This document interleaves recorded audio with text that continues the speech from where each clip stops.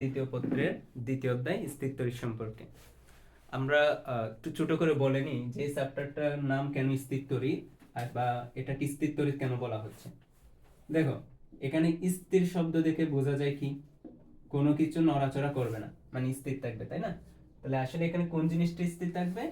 এখানে মূলত চার্জ স্থির থাকবে। আমরা জানি চার্জ হচ্ছে মুভ করতে পারে, চার্জ যখন মুভ করে আমরা তখন বলি যে এখানে কারেন্ট প্রবাহিত হচ্ছে। কিন্তু স্থির তড়িৎ মানে হচ্ছে এখানে চার্জটা নড়াচড়া করবে না, এটা এক জায়গার মধ্যে ফিক্স থাকবে, এটা ফিক্স থাকবে। যেহেতু এখানে চার্জের কোনো প্রবাহ হচ্ছে না, সেজন্য আমরা এটাকে বলতেছি কি স্থির তড়িৎ।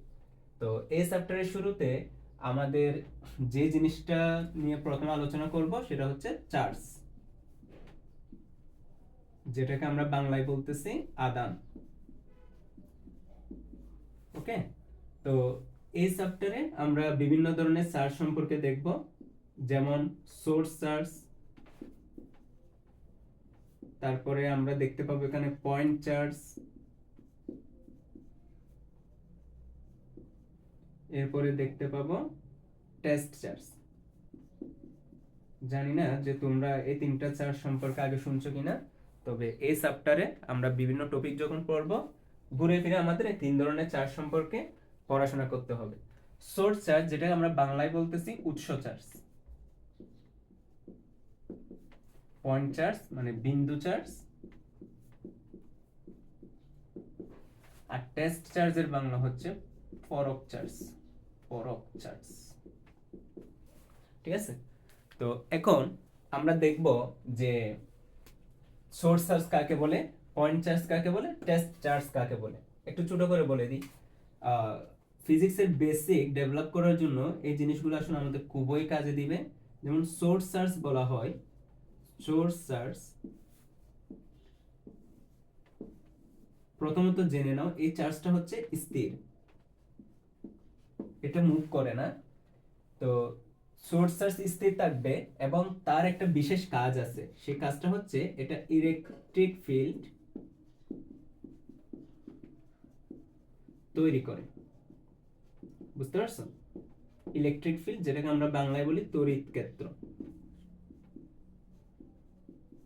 তাহলে দেখো, আমরা সোর্স চার্জ কাকে বলবো? যে চার্জ তড়িৎ ক্ষেত্র তৈরি করতে পারে তাকে মূলত বলা হবে সোর্স চার্জ বা উৎস চার্জ। এখানে আর যে দুই ধরনের চার্জ আছে, পয়েন্ট চার্জ বা টেস্ট চার্জ, এরা কিন্তু কোনো ধরনের তড়িৎ ক্ষেত্র সৃষ্টি করতে পারে না। এই তড়িৎ ক্ষেত্র সৃষ্টি করার ক্ষমতা শুধুমাত্র সোর্স চার্জের আছে। এটা ক্লিয়ার হয়ে নাও, ভবিষ্যতে আমরা যখন তড়িৎ ক্ষেত্র পড়বো তখন তড়িৎ ক্ষেত্র কে তৈরি করবে সেই জিনিসটা আমি এখানে ক্লিয়ার করে দিচ্ছি। তড়িৎ ক্ষেত্র তৈরি করবে সোর্স চার্জ, ঠিক আছে? এরপর আমরা দেখব পয়েন্ট চার্জ বা বিন্দু চার্জ কাকে বলে। পয়েন্ট চার্জ, দেখো পয়েন্ট শব্দের অর্থ তো বিন্দু, তাই না? তো বিন্দু চার্জ এটা সম্পর্কে বলার আগে তোমরা আরো দুইটা জিনিস পদার্থবিজ্ঞান প্রথম পত্রে পড়ে আসছো, একটা হচ্ছে বিন্দুবর আর একটা হচ্ছে ভারকেন্দ্র, মানে সেন্টার অফ মাস এবং সেন্টার অফ গ্র্যাভিটি, তাই না? তো বিন্দুবর কাকে বলতাম? আমরা জানি বিন্দুবর হচ্ছে কোন একটা বস্তুর ভর যখন একটা নির্দিষ্ট পয়েন্টে কাজ করে, ওই পয়েন্টটাকে বা ওই পয়েন্টের ভরটাকে আমরা বলি কি বিন্দুবর। ঠিক সিমিলারলি আমরা পয়েন্ট চার্জ বা বিন্দু চার্জ কাকে বলবো? ধরো এই একটা হচ্ছে বস্তু, এই বস্তুর সমস্ত চার্জ বিভিন্ন জায়গায় ছড়াই ছিটাই থাকবে।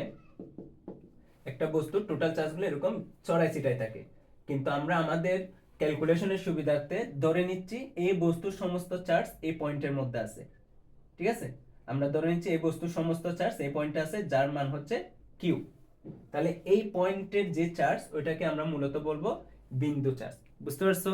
তাহলে বিন্দু চার্জ হচ্ছে মূলত একটা বস্তুর সমস্ত চার্জকে আমরা যে বিন্দুতে চিন্তা করে নিব ওই বিন্দুর চার্জ, ঠিক আছে?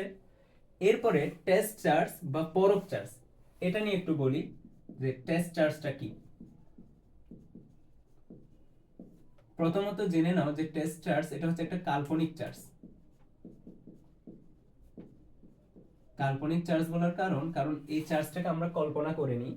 যেমন আমরা একটু আগে সোর্স চার্জ নিয়ে যখন পড়াশোনা করছি, এখানে বলছিলাম কি যে সোর্স চার্জ কি করতে পারে? তড়িৎ ক্ষেত্র সৃষ্টি করতে পারে। তো মনে করো এখানে আমার একটা সোর্স চার্জ আছে, তাহলে তার নির্দিষ্ট এরিয়া পর্যন্ত তার প্রভাবটা বিস্তার করবে।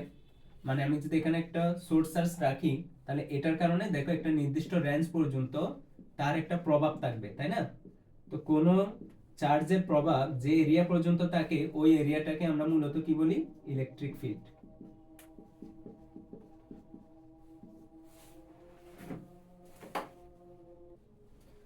ঠিক আছে, তাহলে টেস্ট চার্জ আমাকে বুঝতে হলে আমরা ইলেকট্রিক ফিল্ড সম্পর্কে একটু আইডিয়া লাগবে। যে ইলেকট্রিক ফিল্ড কে তৈরি করে বলছিলাম? সোর্স চার্জ, তাই না? তাহলে আমি যদি এখানে একটা সোর্স চার্জ বা উৎস চার্জ রাখি, তাহলে একটা নির্দিষ্ট এরিয়া পর্যন্ত তার একটা পাওয়ার থাকবে, মানে পাওয়ার বলতে একটা প্রভাব থাকবে তার। তাহলে আমি ধরে নিলাম যে এই এরিয়া পর্যন্ত এই চার্জটার একটা ইফেক্ট কাজ করবে, তাই না? তাহলে এখন এই ইফেক্টটা ফিল করার জন্য, যে এটার যে একটা ইফেক্ট এখানে আছে, এটা ফিল করার জন্য আমি এখানে বাইরে থেকে একটা চার্জ আনবো। ধরো আমি কিউ নট পরিমাণে একটা চার্জ আনলাম। এই চার্জে কি করবে? সে যখন এইটা ফিল্ডের মধ্যে ঢুকতে চাইবে, দেখো এটাও কিন্তু পজিটিভ, এটাও কি পজিটিভ, এই ফিল্ডের মধ্যে যখন ঢুকতে চাইবে তখন এটার কারণে সে একটা বাধা পাবে। তাহলে এই যে ইলেকট্রিক ফিল্ডের ইফেক্টটা কার উপর পড়তেছে? এই চার্জের উপর পড়তেছে না? যার কারণে এটাকে আমরা বলবো টেস্ট চার্জ। বুঝছো? তাহলে টেস্ট চার্জ হচ্ছে মূলত ওই চার্জ যেটা আমরা কল্পনা করে নিয়ে আসি এটা বোঝার জন্য যে ইলেকট্রিক ফিল্ডের ইফেক্ট কতটুকু এরিয়া পর্যন্ত কাজ করতেছে। ঠিক আছে, তাহলে যে চার্জ দিয়ে আমরা ইলেকট্রিক ফিল্ড বা তড়িৎ ক্ষেত্রের প্রভাবটা বুঝতে পারি ওটাকে মূলত বলা হচ্ছে টেস্ট চার্জ।